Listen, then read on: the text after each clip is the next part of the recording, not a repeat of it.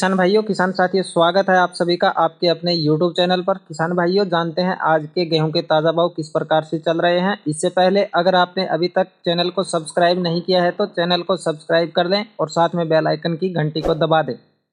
ताकि आप सभी तक गेहूं के ताज़ा भाव की अपडेट पहुंचती रहे। चलिए जान लेते हैं आज गेहूं के ताज़ा भाव। देवास मंडी में गेहूं का भाव 2450 से 3000 रुपये, उज्जैन मंडी में गेहूं का भाव 2550 से 3000 रुपये, सीतापुर मंडी में 2760 रुपये,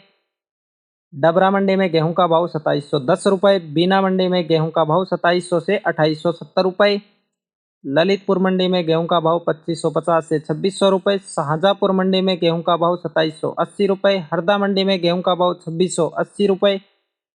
बेगूसराय मंडी में गेहूं का भाव 2900 रुपये, नीमच मंडी में गेहूं का भाव 2980 रुपये, अशोकनगर मंडी में गेहूं का भाव 2200 से 3100 रुपये, बहराइच मंडी में गेहूं का भाव 2760 रुपये, गोंडल मंडी में गेहूं का भाव 2250 से 3100 रुपये, बुलंदशहर मंडी में गेहूं का भाव 2720 रुपये, कोटा मंडी में गेहूं का भाव 2450 से 2600 रुपये, बूंदी मंडी में गेहूं का भाव 2480 से 2600 रुपये,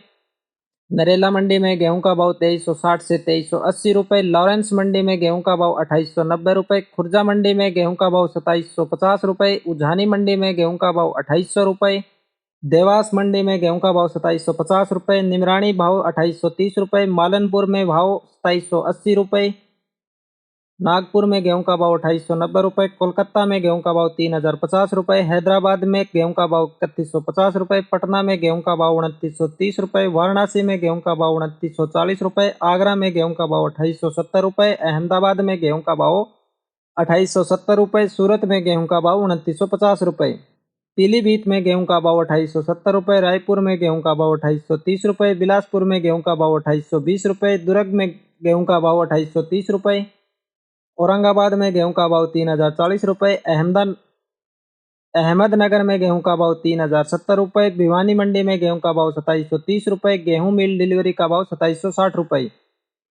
तो ये थे आज के गेहूं के ताज़ा भाव। उम्मीद है जानकारी अच्छी लगी होगी। वीडियो को ज़्यादा से ज़्यादा लाइक और शेयर अवश्य करें।